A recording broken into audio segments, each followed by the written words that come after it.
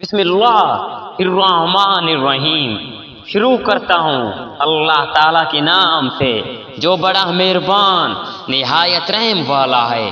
اللہ تعالیٰ جو زبردست ہے اور حکمت والا ہے، اسی طرح تیری طرف اور تجھ سے اگلوں کی طرف وہی بھیجا رہا۔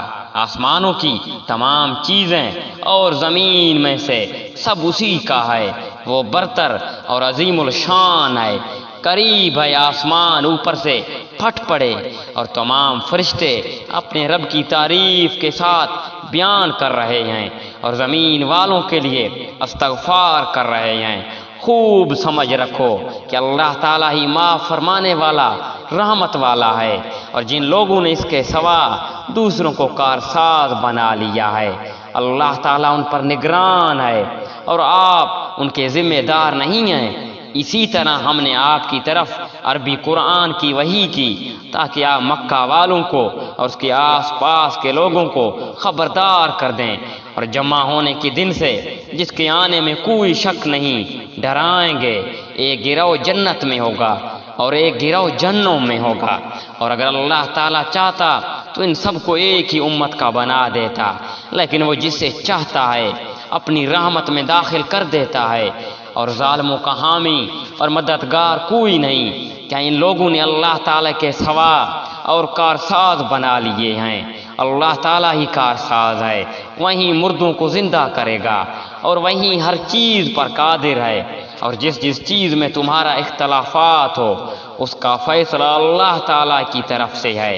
یہی اللہ میرا رب ہے جس پر میں نے بھروسہ کر رکھا ہے اور جس کی طرف میں جھکتا ہوں۔ وہ آسمانوں اور زمین کا پیدا کرنے والا ہے، اس نے تمہارے لیے تمہارے جنس کے جوڑے بنا دیے، تمہارے جانوروں کے جوڑے بنائے ہیں، تمہیں وہ اس میں پھیلا رہا ہے، اس جیسی کوئی چیز نہیں، وہ سننے اور دیکھنے والا ہے۔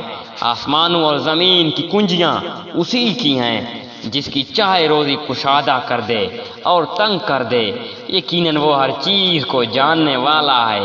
اللہ تعالیٰ نے تمہارے لیے وہی دین مقرر کر دیا جس کے قائم کرنے کا اسی نے نوح کو حکم دیا تھا، اور جو ہم نے تیری طرف بھیج دی ہے، اور جس کا تاکیدی حکم ہم نے ابراہیم اور موسیٰ اور عیسیٰ کو دیا تھا، اس دین کو قائم رکھنا اور اس میں پھوٹ نہ ڈالنا۔ جس چیز کی طرف سے انہیں بلا رہے ہیں وہ تو ان مشرکوں پر گراں گزرتی ہے۔ اللہ تعالیٰ جسے چاہتا ہے اپنا نیک بندہ بناتا ہے، اور جو بھی اس کی طرف رجوع کرے وہ اس کی صحیح رہنمائی کرتا ہے۔